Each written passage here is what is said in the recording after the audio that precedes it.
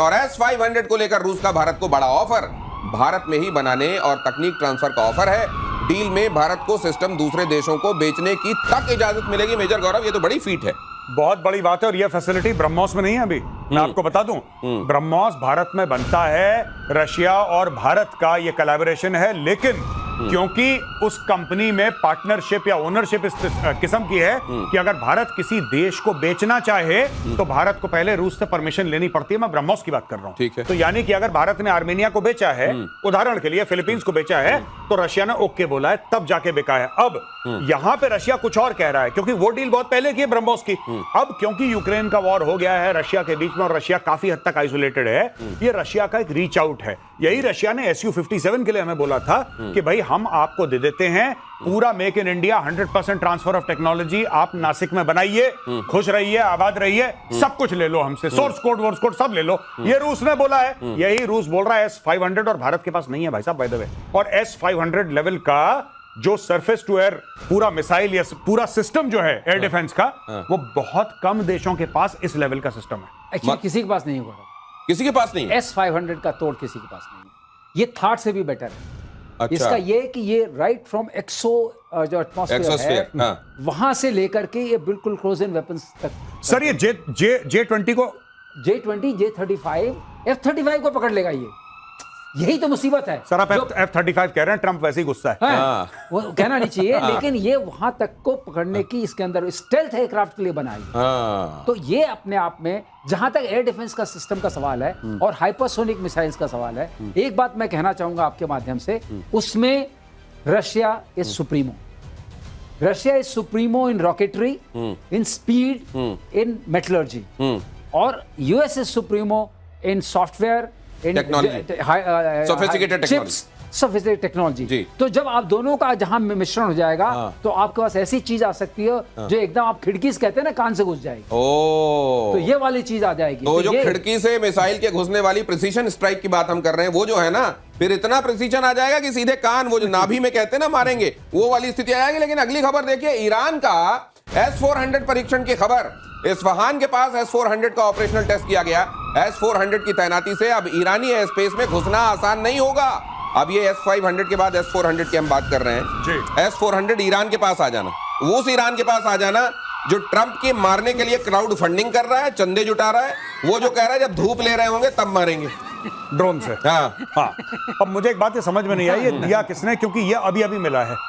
ये था नहीं ईरान के पास S-400, और ईरान के पास अगर S-400 होता तो जो खुला नाच करा है इजराइल और अमेरिका ने तेहरान के आसमानों में या फोर्डो में या इस्फहान में या कहीं और, वो कर नहीं पाते अगर S-400 वहां पे तैनात होता। इसका मतलब है कि पिछले 30 दिनों में कोई गेम हुआ है बॉस।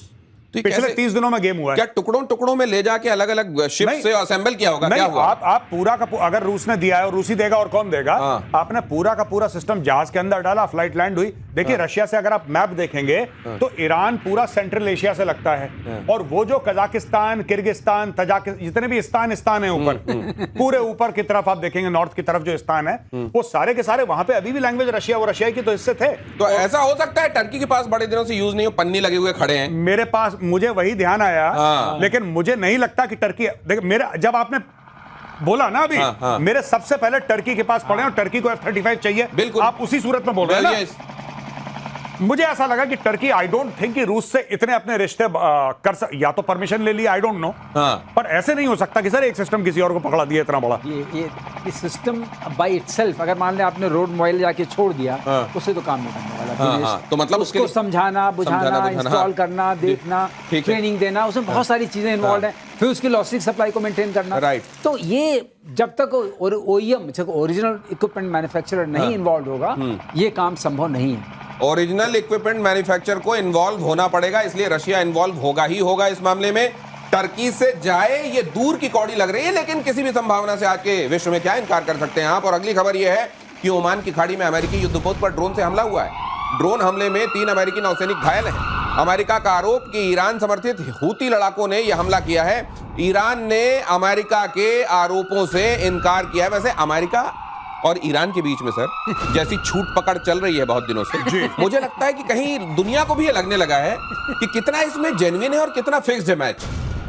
नहीं, मुझे तो बहुत डाउट है कि अमेरिका ने बम मारे अमेरिका ने तीनों लोकेशन पे ये GBU 57 नहीं मारे। हाँ। GBU 57 sir, if I am not mistaken, सिर्फ फोर्डो पे मारे, इस्फहान को छोड़ दिया और अगले तीसरे वाले को भी छोड़ दिया इन्होंने। हाँ। और वहां पे दोनों में जो बैलेंस थे, फोर्डो के अलावा वहां पे मारे टोमाहोक क्रूज मिसाइल। अच्छा, दूसरी चीज अगर हुथियों ने मारा है तो हुथीज आर डायरेक्टली कंट्रोल्ड।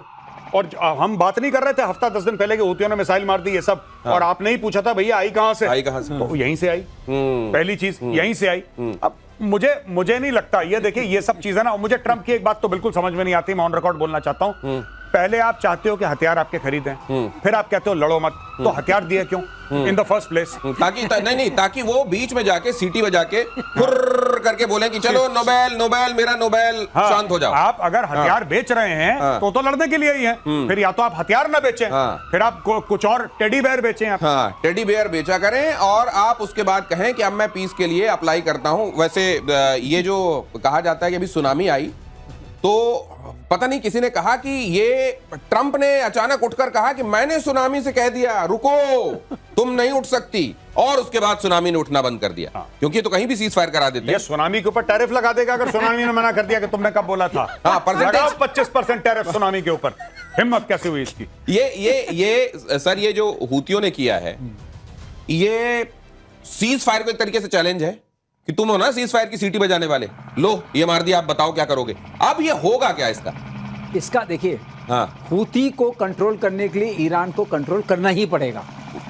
और ईरान के लिए आप सीज फायर कराए और बैठे। ईरान पे आप सीटी बजा चुके हैं, हाँ। क्योंकि मामला नोबेल पीस प्राइज का। नोबेल पीस प्राइज है। अब सवाल उठता है कि इस पूरे मामले में पेचीदा सा हो गया है, और लेकिन 3 अमेरिकन घायल हो गए हैं। हाँ, ये वहां बहुत खतरनाक तरीके से मैसेज जाता है।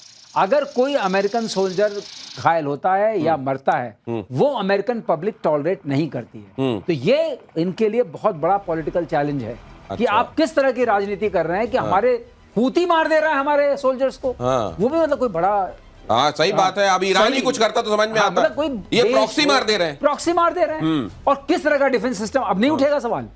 अब इनसे नहीं पूछा जाएगा, हमसे पूछा जा रहा है कैसे घुसे, मिसाइल आई कैसे, इतने सारे आपने बिलियंस ऑफ डॉलर्स का एक युद्धपोत बनाया हुआ है। अब उसके अंदर वो मिसाइल कैसे पहुंच गई उसकी? अरे इजराइल रोक लेता है सारे रॉकेट्स को, इजराइल सब कुछ को रोकता है, हम क्या हैं? अब बहुत प्रश्न चिन्ह खड़े होंगे। ये मामूली नहीं है। अगर इसका डिस्कशन आप देखिएगा आने वाले दिनों में, इसमें कई प्रश्न चिन्ह उठेंगे और वो सारे जाके पॉइंटर बनेंगे ट्रंप के लिए।